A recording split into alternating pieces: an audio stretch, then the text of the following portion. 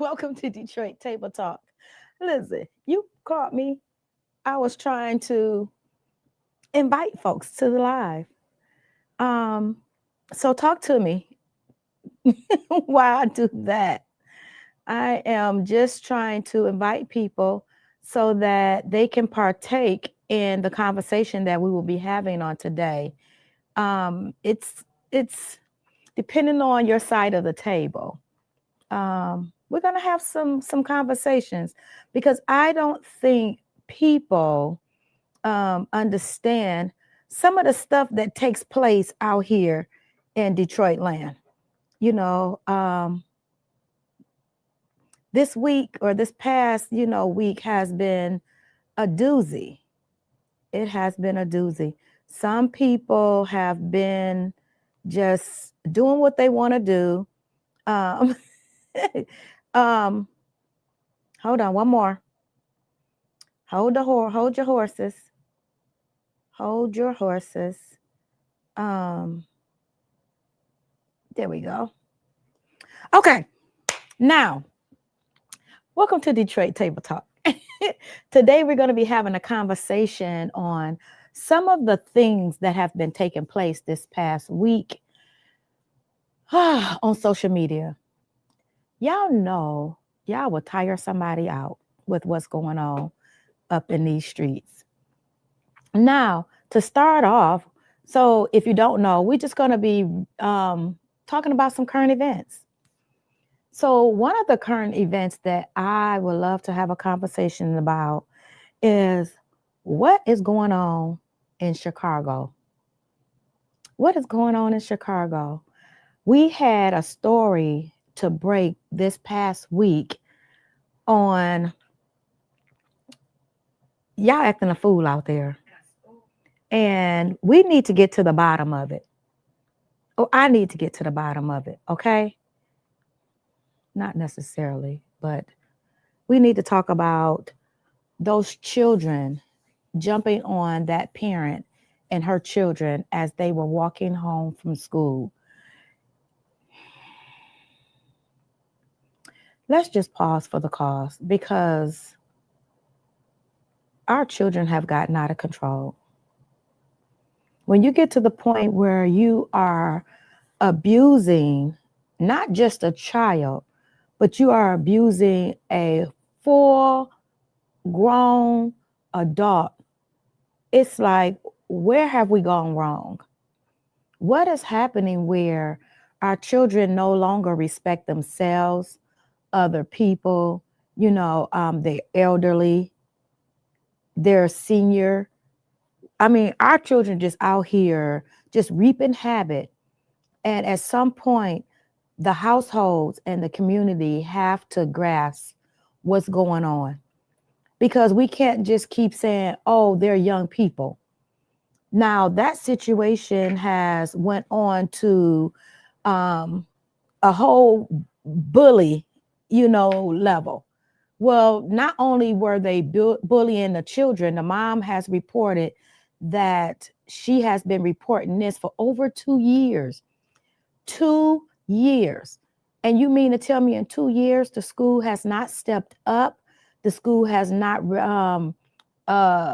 rectified the situation. The school has not gotten the parents together.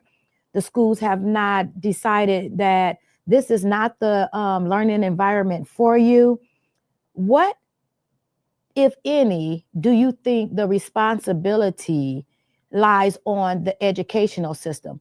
Now, we all know that parents have a greater responsibility to raising their children. But if by chance the parents miss that step, where do the schools step up and say, because you didn't get the proper rearing at home, because of your actions, now we have to step in and do what we have to do. We have to step in and make sure that other children that are entrusted in our care is safe, is secure. They are in an environment that's conducive to learning, that we're just, we just have zero tolerance for bullying. At what point do we say, okay, somewhere down the line, mom and dad or grandma or whoever may have the honor to raise the children ain't doing a darn thing with these kids? Now, it had been said that the mom looked pregnant, as the children were beating on her. You can see in the video that mama just walking down the street with her children. And you can hear her, a couple of times tell them to stay in front of her, walk ahead of her, so that if something happened, the children would be in front of her and the kids will pretty much have to go through her. And that's what was happening until one of the young men went around the mother and went and just cold cocked the little boy in his face. Now, later, when we saw the picture, you can see how swollen the 8-year-old, I think he was 8 or 9-year-old face was. His jaw was just swollen and red. Swollen and red. We saw it in living color. Then after that, young man swung on the 8th graders are elementary still. After that young man swung on the elementary student, the other kids decided to swarm in and pretty much pin mom, back in a corner. Her back was to the gate. And we'll talk about the young lady and her apology in a second. But the young lady who we seen later apologize was the first young lady to throw a punch at the mother. With the encouragement, with the taunting of all the children that was nearby. So that is something that, we have to get a hold of. I don't understand how our children can be that out of control. They beat that mom down, and the mom, you could tell she wasn't trying to fight back. She wasn't trying to hit the kids. She was just merely trying to make sure that her children were safe. I don't know if myself or anybody else in that situation would not have came out swinging. Because, let me tell you, you hit mine, I have a right to protect what's mine. Now, it took great restraint, and a lot of us have that restraint when it comes to our youth. It took great restraint to, for her to pull herself back from, hitting them kids. But I don't know. After the first swing, I don't know. I think that it would have been on and popping. It would have just been on and popping. I would have grabbed me a couple of them with my hand. I would have, whether it was their coat, their hair, I would have wrapped my hand around so they couldn't get away, and I would have dog walked them. Listen, if your baby, your precious seed, if your prince or your princess, your sugar lump, or whoever you want to call them, if they are grown enough to get in front of an adult face, all bets are off. All bets are off. We see too many children, and especially with myself, as an educator, we see too many times that these children are losing it. They're losing it, and let me stop right there. Thank you to everybody that is tuning in now and those that will, watch the replay. Hello, replay watchers. We appreciate you. It's better late than never. So I appreciate you for tuning in. And also, if you get a chance, y'all, I need lotion. It is driving me crazy. If you get a chance, go on over to YouTube and subscribe to that channel, because eventually that's where I want to do a lot of the extra content over there on YouTube. But if y'all see me still doing my hands like this, there's something psychologically wrong with me. I'm just going to be honest with you.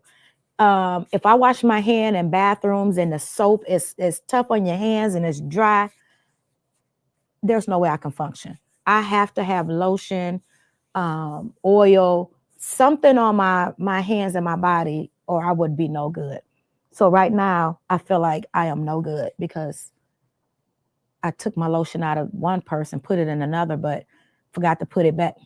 Anywho, we see too many children in the educational system that has no regard or respect for adults. If they don't get what they deem to be what they want at the time that they want it, you are every name in the book. They'll tell you what they not gonna do. They will tell you, they will call you every name in the book. And it's devastating, to have elementary kids. You got second and first graders. I've seen some kindergartners will cuss you up and down. And it's like, you barely 5 years old. What did you just say? But this is how our children are representing their households. If you tell them to sit down, be quiet, and do their work, they will tell you what they're not going to do. They will cuss you out. And then if you say, you know what, young man, if you don't sit down, I'm calling your mother, they'll tell you in a heartbeat, call them. I don't care. She ain't going to do nothing. We got a lot of parents that walk in fear of their children. I have had some of my students come to school and brag about getting into a physical altercation with their parent. We have children that get into physical altercations with their children on or near school property. I've never seen anything like it. There was a time Miss O'Neill would just give you that look and you knew Miss O'Neill meant business. You didn't try her because Miss O'Neill was just crazy enough for you to have to call the police on her. Short story, I lie to you not. I don't even think I did anything because I was really a good kid. Now my sisters, yeah, both of my sisters were something else. My brother was passed at this time, but when he was here, those three gave my mother issues. I didn't give my mother any issues. But one time my mother was wilding out. I don't know if it was something my sisters did. Oh no, it was report card time. Now, my sisters and them can bring home C's and D's. I brought home AB, 1B on my report card, and Miss O'Neill went ham. She went ham. And I'm like, they got D's and you barely said anything to them. So I was kind of talking back, was like, I don't see nothing wrong with it. You need to be talking to your daughters that got D's and F's.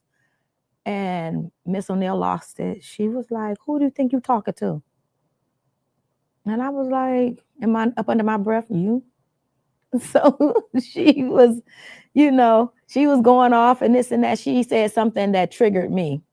She said, I pick up this house and drop it on you. In my mind as a kid, I said, pick up the house and drop it on me. Of course, the first thing I thought about was, what was that movie? The Wiz. when the house came down on the witch. I thought about that. But I was like, pick up the house and drop it on me. My mouth and how sharp it was when I was a younger person. Well, it kind of still is, but a younger person. I said, well, you couldn't even pick up the table yesterday because you had us to help you. All bets was off. Miss O'Neill went and got that belt. She came out swinging. I ran and hid and called protective service. I sure did.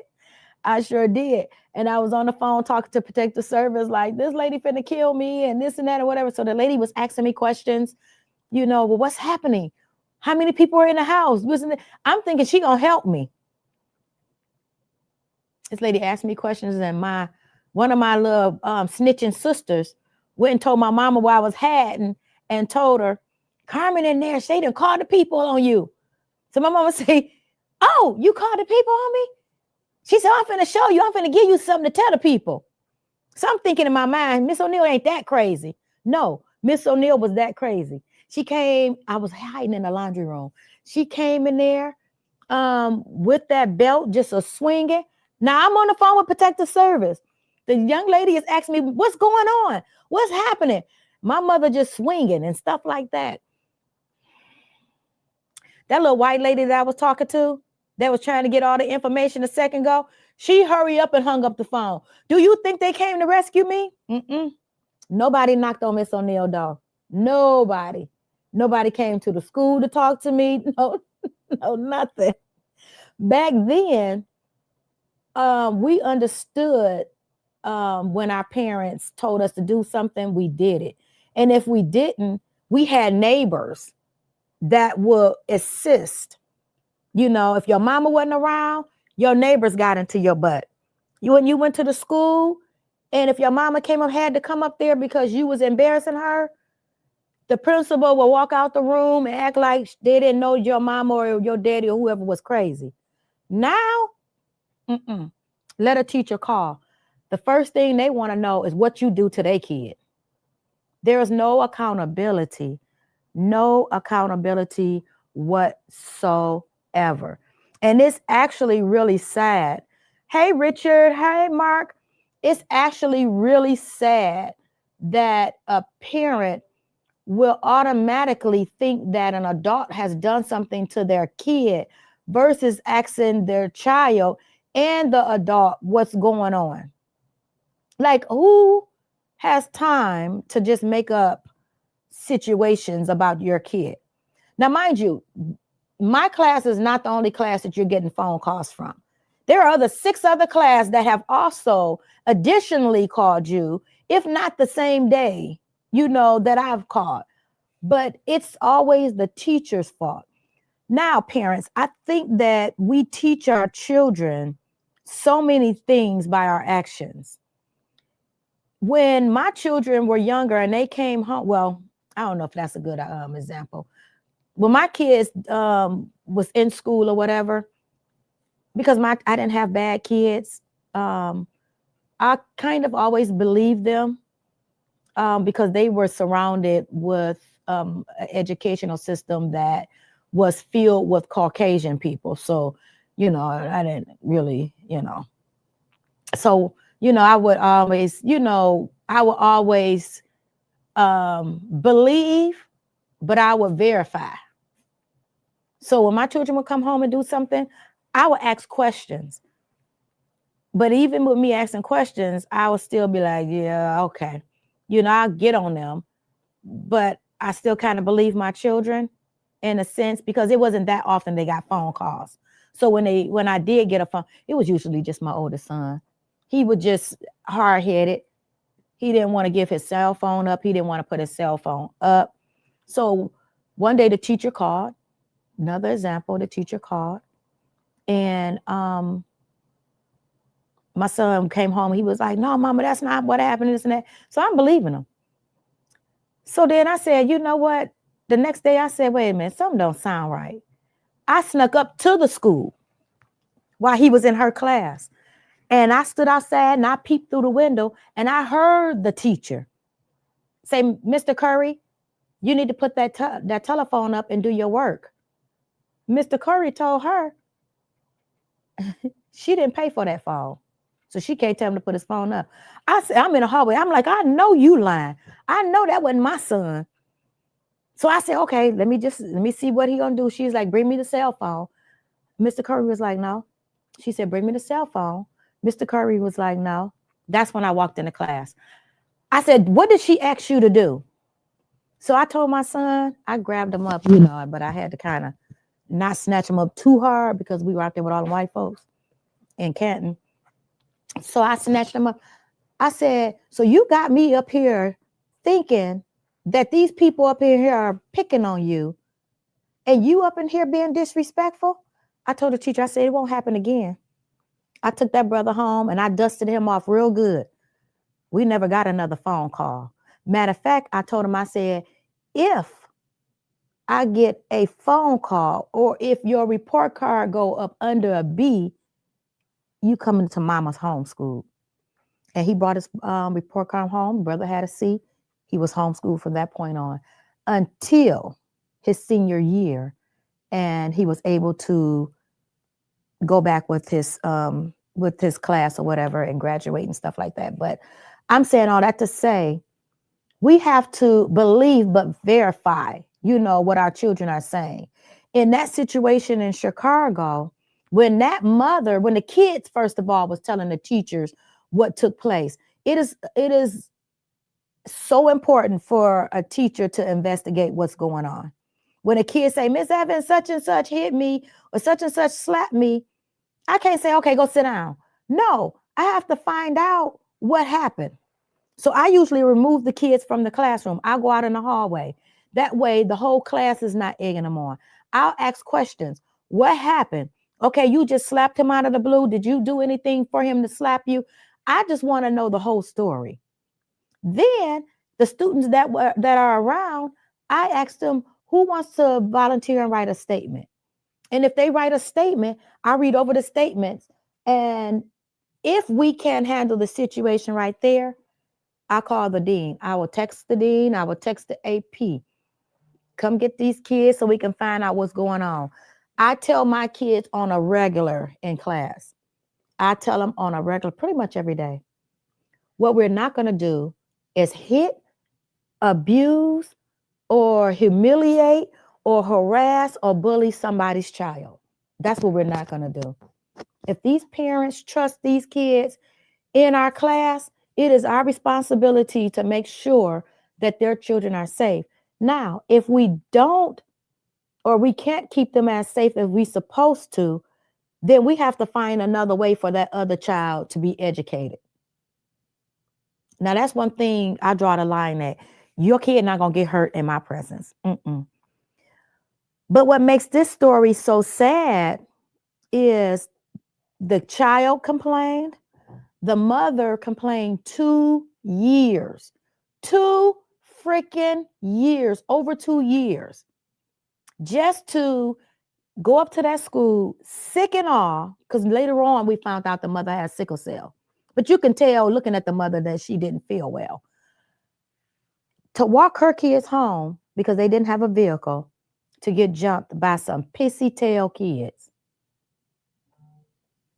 You got to be kidding me. You got to be kidding me. That young lady and her 2 children ended up in a hospital. And then there went some viral videos that Chicago had came out and really, stood up for this mother and got her a house, a car, and stuff like that. None of that stuff was true. None of that stuff was true. Somebody went viral on a video that was not true. There was a GoFundMe put up on behalf of the mother. The mother did not get any of that money. It was a fake GoFundMe. So now the mom do have a GoFundMe page up, and I have linked the GoFundMe on my page. So if you would like to donate to this mother so she can move, so she can make sure that her and her children are safe, so she can have a vehicle to make sure that she can get her children to and fro school, please go to my page and donate something. Donate something. We donate to the weirdest stuff. This mother is battling an illness. She's sometimes too sick to even get up and walk. So we need to make sure that we help this mother out while I guess the case is still under investigation because nobody has been arrested. They have not said that any of the children were suspended or expelled. Now, we did see a video in which some of the community leaders had the young lady who swung first on the mother to apologize. Now, when the video first came on, you can see that the young lady is trying her best not to laugh or anything like that. She was smirking, but the young lady went on to say how good of a kid the young lady was. She was on the captain of the cheer team. She got A's and B's and something else that the young lady did. So that tells me that that young lady knew better. She was wise enough to know that what she was getting involved in was not something that she should be connected to. It was actually sad because all while the young lady apologized and she's trying to make herself cry. Not one tear failed. You had one young lady, one of the community leaders saying, we don't want to hear or don't get on here saying anything negative about the young lady. It's like, huh? This young lady jumped on an adult and you don't want anybody to say anything negatively. Oh, are you kidding me? Then the other young ladies tell myself, oh, we gonna start a foundation on bullying. So you're gonna allow a bully to start a bullying campaign? And I'm not saying she can't do that. But what I am saying is that first we need to go find out why she's doing some bullying. And don't just say, oh, she was hanging out with the wrong crowd and this and that or whatever. Because I've been around some people who've done some stuff wrong. That don't make me do wrong because it's not in me. It's not in me. So the way that they were protecting that young lady and didn't feel the need to protect those innocent children is beyond me.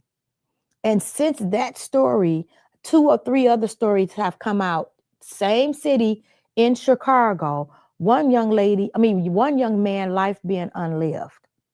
Just this past week. We have to do something with these kids.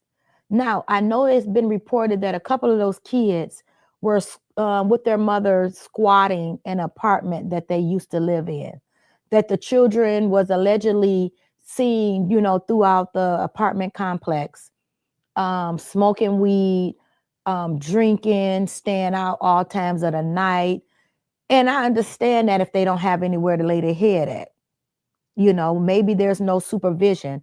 The mother was allegedly on drugs and all that stuff. So we have to get to the core of situations, because the way that we handle these little bullies in our schools is not beneficial to all parties. We find ourselves, and this is just my take on it, a lot of times protecting the bully, protecting the individual because of whatever excuse we use.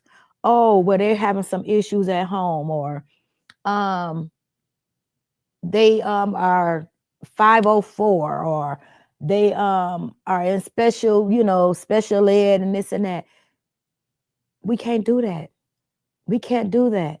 If they are in the wrong environment, educational environment, then we need to get them where they can thrive. But we can't keep allowing other children to be at the expense of them getting an education and them getting bullied and picked on and beat up and stuff like that. That's just crazy to me. That's crazy to me. I just don't understand the magnitude that our children, our families, and just overall our communities are so broken. They are so broken, and we have to step up and do something about it. Stop the violence campaigns. We hear about them every once in a while. The bullying campaigns, we hear about them every once in a while. But we don't have anything in our city that's continuously going on for these young people to gain the knowledge and the wisdom that they need to be able to communicate versus physical altercations. Sometimes it's just tiring. It is tiring. We have a church pretty much or every other corner, and our churches is closed down.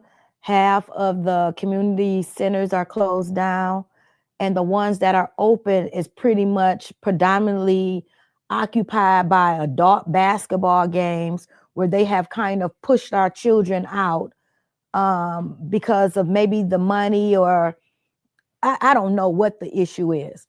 But when you go into these community centers, they charge you an arm and a leg for the children to even be there. That's crazy to me. Some of these churches who are 501c3s should have things inside the church for when the kids leave school, they can go to the church and be at a safe place. or the church should be used as a safe haven. They should have basketball what do you call them? Basketball gyms or something. Yeah, camps, and they should have stuff that's going on in the church for the children. They should be teaching these children how to cook, how to sew, how to manage, a checkbook, how to manage finances, how to clean. They should be teaching these children how to communicate effectively. It should be something always going on that's going to sow seeds back into our young people. And like I say, the few community centers that we do have, you go in there and say, hey, I'm just bringing I've been in there, my grandson, and he just want to shoot a couple of balls. Oh, we don't have anything open until 9 o'clock. Okay, well, when is open in gym for the children? It's usually during the day where the kids are in school. And then when the kids get out, all the slots are filled with grown men. Make that make sense. Make that make sense. So when we start talking about building our communities up, it is important that we build our community centers. It's important that our police precincts become back community focused. It's important that the church is held to a greater responsibility. You ain't paying taxes for none of that stuff that you have. So if the government is giving you a break with the premise that you're putting back into the community, I don't understand how these millionaire and billionaire churches are being raised up and there's no accountability even there. You were able to get a 501c3 for the church because you said you were going to become a community vocal point where you were going to be giving back to the community. I have yet to see that. So I'm just concerned with way that we are going. Now, I see a few comments because if anybody want to call in, the number is on the screen. You can call in and tell me what you think about, what's going on or what happened with the Chicago situation, or bring it home. What you think about what's going on in our community, in our surrounding communities when it comes to our children not really being attended to. And I say not really because you have a sprinkle of something going on here or there, but it's always something that you have to pay for. People are getting over bringing stuff to the table, but you got to pay to put your kid in it. And if you are a single parent household, you just don't have the money to put your kid in these programs. Sometimes they're $50, $150, and most families have 2.5, kids.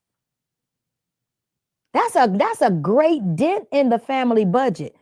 When you still got to pay rent is high as I don't know what. Lights have just went up. You got to pay gas. If you got a car, you got to pay car. If you got a car, you got to pay car insurance.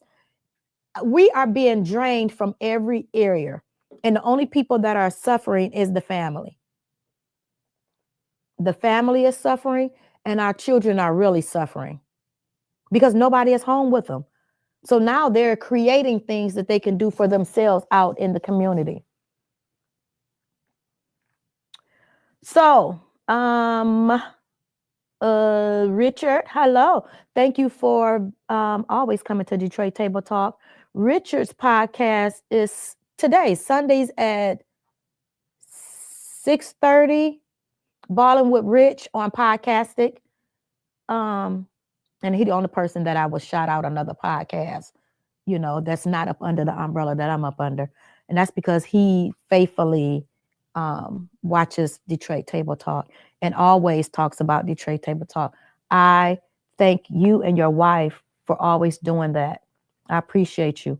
Mark, thank you for joining us. Good afternoon to you. Miss Sandy, what up, though? I got to call you because I got some information for you.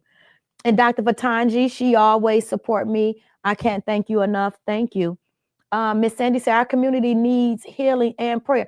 Yes, but the Bible, the Bible says faith without works is dead. So we can pray, but we got to put some work into our community. We got to really set some stuff up. We got to put simple stuff in place.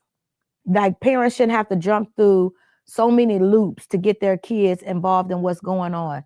Like even now to play sports, you got to pay. It used to be like just sign your kid up, first come, first serve. But now it's like the parents got to pay something, for the organization to be able to operate, in the capacity that they operate. Now, I coach football every season, and baseball. I didn't do baseball this year because my schedule was so tight. But we do this on a voluntary base. I don't get paid to coach. And to be honest with you, as a woman coaching, a boys baseball and football team. Now we do have young ladies on both teams. Because I just have parents who want their children on my team. I just don't think, and I know women can do what men can do. So don't start with me, okay? But I don't think that a woman should have to step into that role to be a football coach. Because we have enough men out here that love, the game of sports, but won't step up to volunteer their time to teach a sport and to just be a blessing to a young person. Most children that go on to be successful, if you talk to them when they get grown and when they get to the point where they're successful, one of the first memories they have is of a sports team that they've played on and how the coach have sowed seeds into their life, whether it was discipline, whether it was teaching them that, sports without, education is never going to take you anywhere. Teaching them how to be, decent young men. We have to get back involved in our community. And we over at Detroit PAL, we say all the time, a few hours a week. That's all we ask, a few hours a week.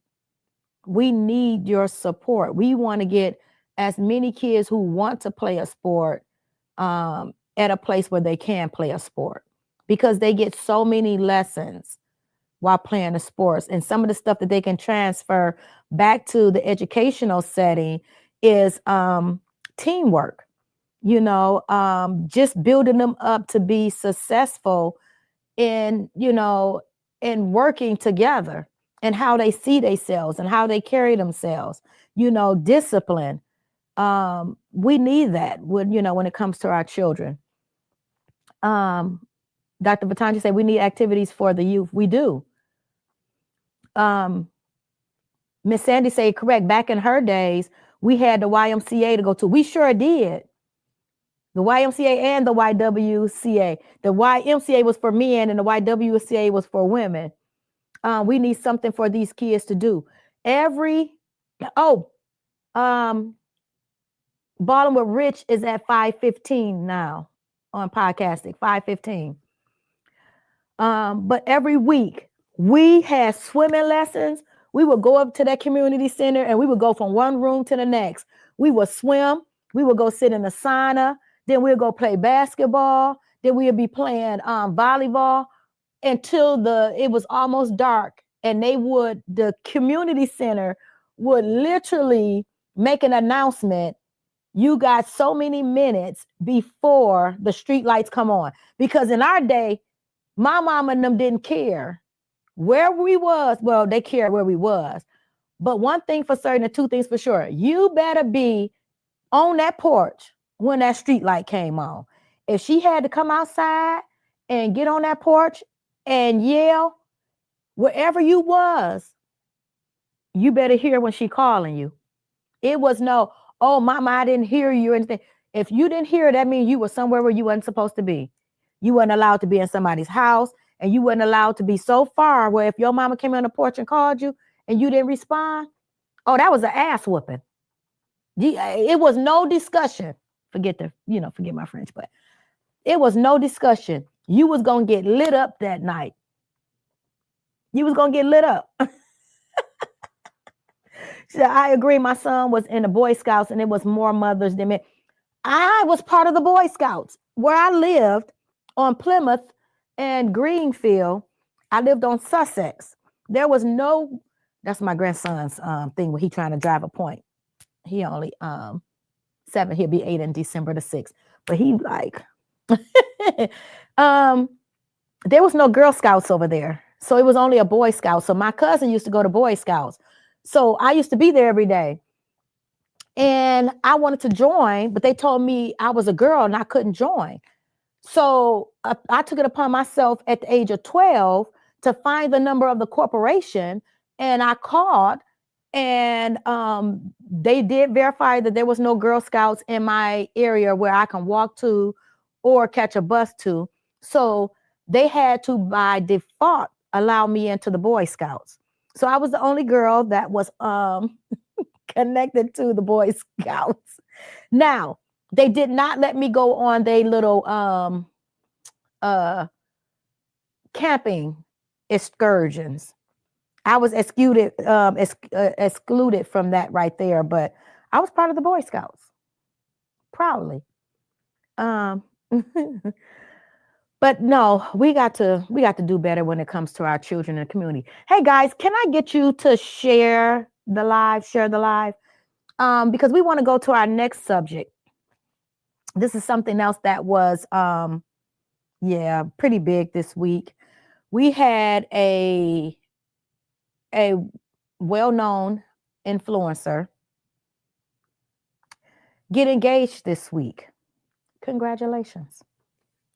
But we also had this influencer to come back and state that because the community wanted to know when was the date and all that stuff and stuff like that, that they wanted to in turn have the community to pick their date, but they also had a caveat to that. They wanted the community to sponsor their wedding. Everything from hair, nails, dress, food, venue, the vehicles that they would be in. They wanted the community to sponsor their event. Now, a couple of years back, this same influencer made a public statement that they were a small business.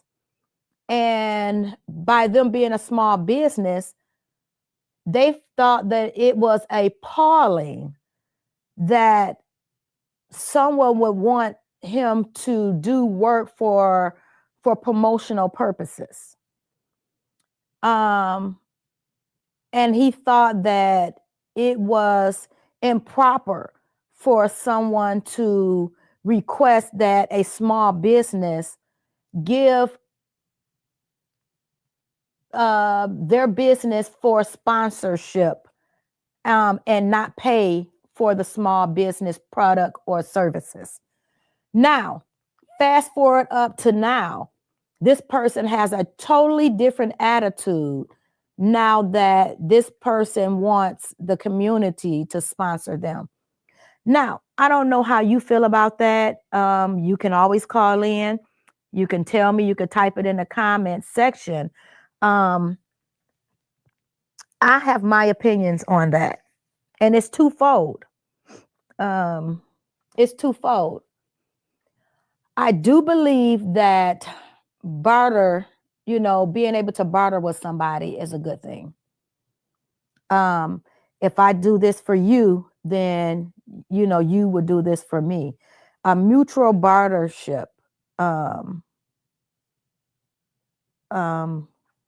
agreement. However, I think that when it comes across as a manipulative acts, then I think that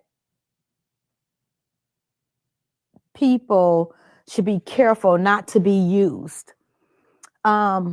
We are in a place right now economically with this administration that no one pretty much have anything to give extra.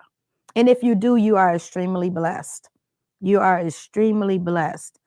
But when we talk about when small businesses, have to close up shop, when they have to decrease their employees, they have to scale back on products because they just can't afford the overhead, then I think it's inconsiderate to ask a small business to sponsor their business for promotion when they're barely getting by. I think that sometimes we want to do the right thing. Some of us do have a good heart, but I also think that for a person who can pay for your stuff, then why wouldn't you want to pay for the product or the service and give the promotion to the individuals that you pick for your big day? That means both parties will be getting what they want. I think to criticize people for saying, please don't tag me in a post because I'm not giving nothing up for free. I think for people to say, how dare you lower my business to giving out free products, and I have a household that I have to take care of. It's just quite interesting to me. It's quite interesting to me. I think that with all the money that you have, the business that you have a wedding within your price range. I mean, have a wedding within your price range. I think that the way that it all came out was a little tacky to me. Now, this is my opinion. It was a little tacky. I think that for the love that you have for the person that you're dating and you want to take that relationship to the next level, a lot of that stuff could have been left out. I think that the way you started it off is she asked for, she had been asking for a ring, over and over. And then she asked for a ring for her birthday. So you decided to give her a ring and take it to the next level. I think women, stop. If you got to ask a man to get you a ring, then that man don't really want to be with you. A man that want to be with you is going to make sure no other man gets you. That man is going to do what he has to do to woo you. That man is going to do what he has to do to keep you. Because if he sees the diamond in you, he don't want no other man to see it and try to take you from him. So there is no way that a woman in this day and time should ever ask a man about when you buying me a ring. That's almost like you're begging for a man to marry you. It's a song out. I don't know the name of the song. I'm sure Rico do. What's the name of that song, Rico, where it says, meet me at the altar in your white dress? Let's get married. Who sing that? Meet me at the altar in your white dress. Okay, I don't know who that. I don't even know who Jermaine Dupri is. But listen to the words in that song. Meet me at the altar in your white dress. We ain't getting no younger, so we might as well do it. I would have been like, nigga, you just saying, okay, since we old, I might as well go ahead and are you kidding me? We ain't getting no younger. We might as well go on to do it. Like, I ain't got no other prospects, so I guess you it. That's like, no, women, we can't be out here asking no man to marry us. No, that's a no. So that's the first flag when I saw it. I was like, oh, that's cute. I didn't say that was cute. I'm saying him with the engagement. And then when he started explaining, why he was giving her the ring, I'm like, he could have kept all that shit up out of there. Nobody needed to know that. Jagged edge. Nobody needed to know that, because now if a real woman will have in the back of her mind all the time, like, dang, did he only marry me because I asked him to marry me? Because that's what you indirectly did. If you say, get me a ring, you pretty much asking him to marry you. Is that not what that says? Rico? Y'all just see the Rico face back there. Is that what if I say, Rico, when you get me a ring, ain't that me pretty much indirectly asking you to marry me? Sometimes they ask, when you gonna put a ring on it?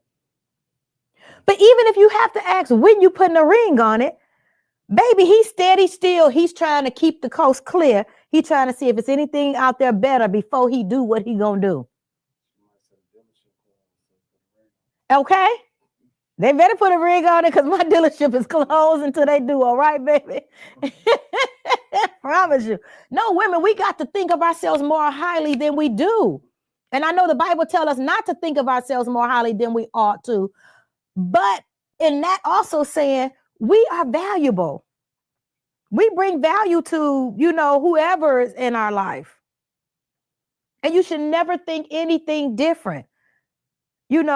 When I first got whim of this couple, I was like, oh, they are cute together. I absolutely, to be honest with you, I loved how they put themselves out there. And then slowly but surely, I don't know what I flipped on to or what I seen, but all I seen was ass and titties. And I'm like, whoa, wait. I didn't think it was the same couple. And I'm like, wait a minute. A man that loves me would not be having me all plastered over the internet naked. Now, I don't care. What our grandmas tell us. Just because you can don't mean you should. And just because you can put on certain things don't mean you should. So I was a little appalled by that, because I'm like, no respectable man will put his lady out there in a street like that. Now, that's how I felt. Then, talking to some of the young people, they was like, oh, but that might be their business. Their business might be, sexuality, pushing that part of their life, because maybe, sex sells. So I was like, oh, okay. So in my opinion, that's something that they like. Okay, amen. I wouldn't do it, but amen. But to the way that it came across, I think people were offended by the way that it came across. I think that because the status that couple has built up their influence status, because we didn't know who he was in the beginning. I'm just going to be honest with you. All we knew is he had a beef with another well-known popular influence. And I think that was strategic, that he started going after this person so that people will follow him. And then once he got to a certain place, that's just, some people MO, to keep their name in the front. They attack people, so now people go look for whoever they're attacking, and then that brings clicks, likes, and views, and this and that or whatever. And now the numbers are up because of how mean and how disrespectful you are. And for some reason, people like drama. Ain't nobody clicking on your post and you talking about Jesus. You may get 2 or 3 clicks, but baby, come and say something about sex, drugs, money, a whole house, and you gonna get all kind of clicks, likes, and comments. So I think that as a business owner, even as a business owner, you have to be careful who you hook up with. You have to be careful who you allow to use your brand. Your brand is everything. Hear what I'm saying? Your brand is everything. You cannot connect your brand to everybody's situation. You have to be selective. That's how you make your money. That's your bread and butter. But to connect your brand to a page that, only promotes, or a situation that only promotes um, a party life, uh, a, an alleged, I don't know, a sexy life. I don't know what y'all call it these days no more. Be careful, because when people click on your page, they no longer take you serious because of who you're connected to. So you have to be very careful. I was reading, if you would give me a second, I was reading something from an influencer. And I said, man, this hit it right on the nose. It hit it right on the nose. Uh-oh, what did I do?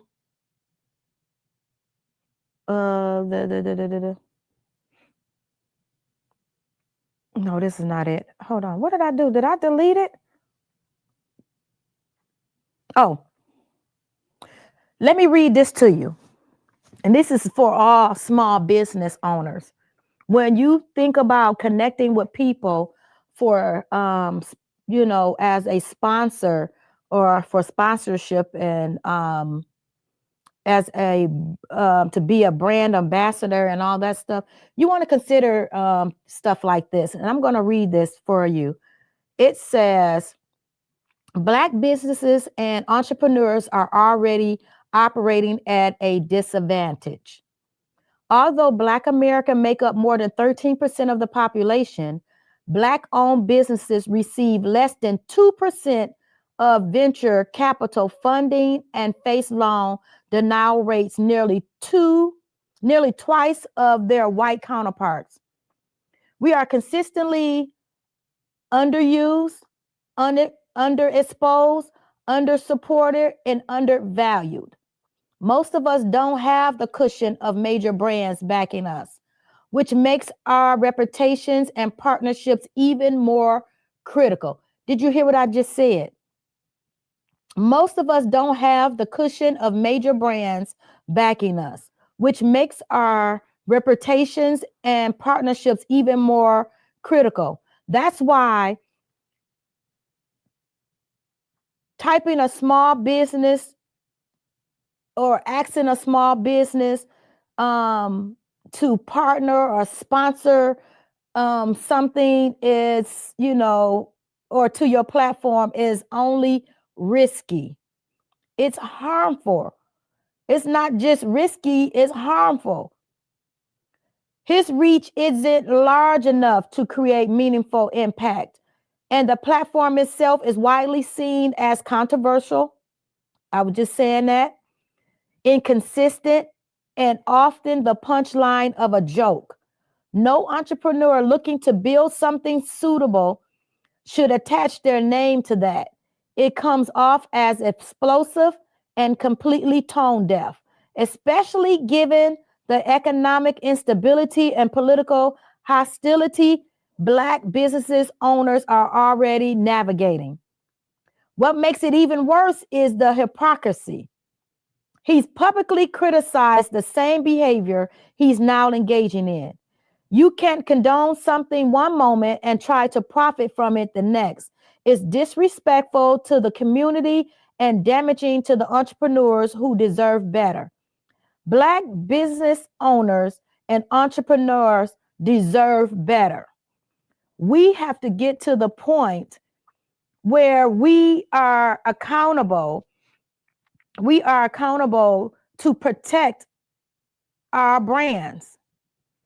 We are accountable to protect our brands, and we can't use or can't connect with a platform or a brand that will bring your brand to a place where it's not looked at favorably. Now, there are some other people that have said, let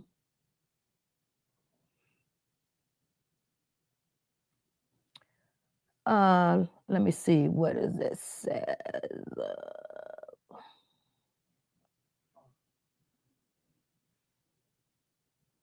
Wait a minute, I'm trying to find it. It's just crazy. Be careful. That's all I can tell you. Be careful. It says this.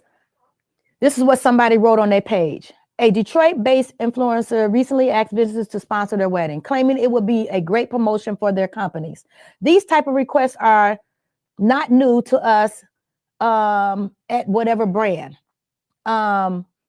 We consistently receive requests to sponsor weddings, birthdays, family gathering, colleges, graduations, and more. The pitch is always the same. It would be good exposure for your company. It is not. It is good for their venue budget, but for us, it means giving away product. That is money out of our pockets, money we use to put food on our table, money for housing, transportation, and everyday life. Like many small businesses, we survive through sales, not giveaways. We have sponsored events. This person here has sponsored events for Def Jam, Rock Nation, BET, and other large-scale platforms. What was the return on investments? Now listen to who they say they connected to: Def Jam, Rock Nation, BET, and other large-scale platforms. And they said their return on their investment was nothing. We received little to no exposure, content, or brand visibility. It was a waste of time, which is why we no longer participate in those types of venues. Listen, this is a well-known liquor company that's saying this. This practice does not support small businesses. It exploits them. It drains their resources. And for those already struggling, it can threaten their survival.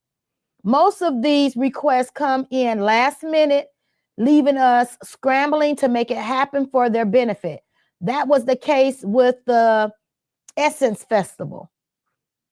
They had to ship products to, New Orleans within 7 business days. Shipping, bulks of alcohol is expensive and time consuming. Still, we made it happen because we operate professionalism and integrity. Even this past year, we sponsored an event on Bella. A friend referred us to the organizer, and we believed in the purpose of the event. So we sponsored it. Never again. Never again. I had to follow up a week later to ask for promised deliverables. Meaning you said that you were going to promote my business. You said that you were going to do a video for us. You said that you was going to do. I'm not saying that that's what this is in this case, but whatever the deliverables was, the person never did what they were supposed to do. The video that the person did send in was 5 seconds long. The photos were unusable. Just like every other time, once they get the product, they disappear. Once they get the product, you never hear about them. So let me say this. I'm going to say this, and I'm going to say it loud, and I'm going to say it clear. I'm going to tell you, one, watch your brand. I'm not going to tell you that you should or you should not sponsor somebody. If you have the means to do it, by God, do what you're going to do. But don't do it without a contract. That means if you are sponsoring anybody, let's just use this as a overall. If you are sponsoring anybody, get a contract. That means, how often are you going to promote my business? Are you going to do it with pictures? If so, how many pictures? Are you going to do it with videos? If so, how long is the video and how often is the video going to be played? Is the video going to be connected to other businesses? How many seconds would it be that my product or my services is shown? There are questions and things that you have to ask. Do not use your product and you don't get anything out of it. When am I going to get the promotion? The next day after the event? A week later? And at what time would you post it? At what time would you run the story? Are you promoting my business individually, Or is it going to be on a video where everybody's name run across, but you're not really promoting my business? You have to consider these things when it comes to your brand.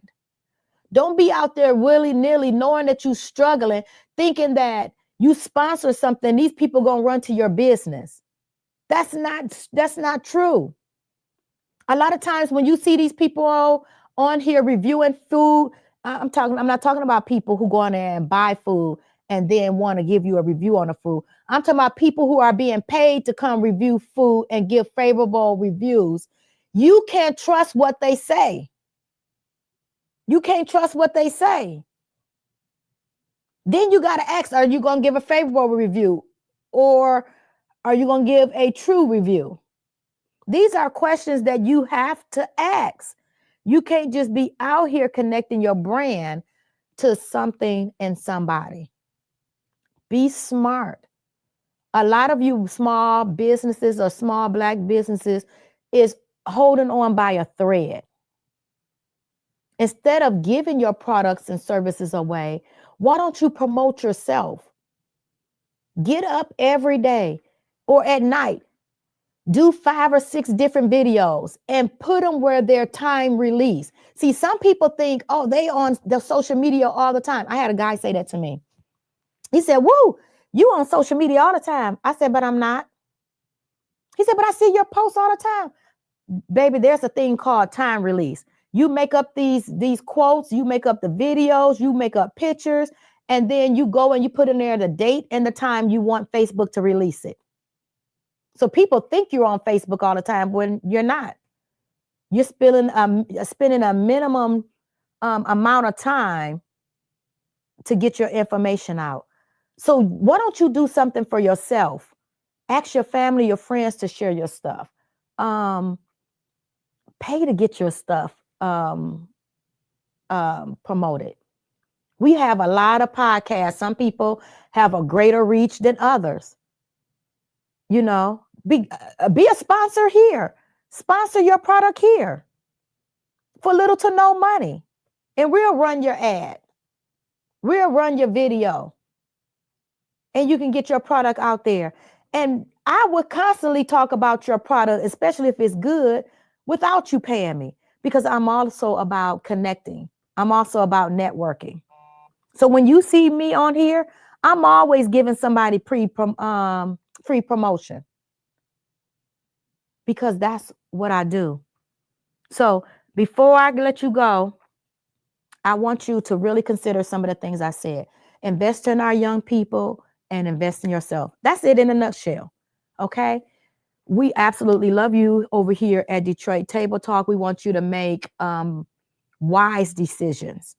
Wise decision. Don't jump out there in the midst of, you know, the new thing happening, and then you come back feeling like you were used, misused, or abused. Or in the color purple, as she say, I'm just gonna see what the wall gonna look like. Don't do that to your brand or your business, okay? Because you're gonna be looking like a fool. You know, they're gonna be somewhere on a beach laying down, drinking some liquor or some fruit drinks that y'all didn't pay for, and you're gonna be over here trying to figure out how you're gonna pay your lights, gas, and water bills for your business the next month. They can pay for your service, and then they can promote your service because of the product that you're giving them. Be kind, be courteous, smile, and treat people right, and business will come your way. This is Detroit Table Talk. I absolutely love you guys. I got to get out of here, because up next, within what, an hour, a half an hour? Spectrum Talk canceled for today, so we got What Up Though later. What's it, 6 o'clock? So What Up Though is coming on next, maybe 6:30ish, something like that. You got What Up Though podcast. I want you guys to patronize What Up Though. Those are my buddies over there. And Reflection of Love. This is the podcast that my podcast is streamed through. Reflection of Love. So if you ever thought about having a podcast, inbox me. I will hook you up with the person. Okay. If you got something to say, Connect with him. He'll make your dreams come to reality. Okay. And that's all I got to say. I'm out of here, and I will see you. We back here next week. We That's all. we ain't back. We ain't here next week, but the week after we here. I'll see you guys later. Bye.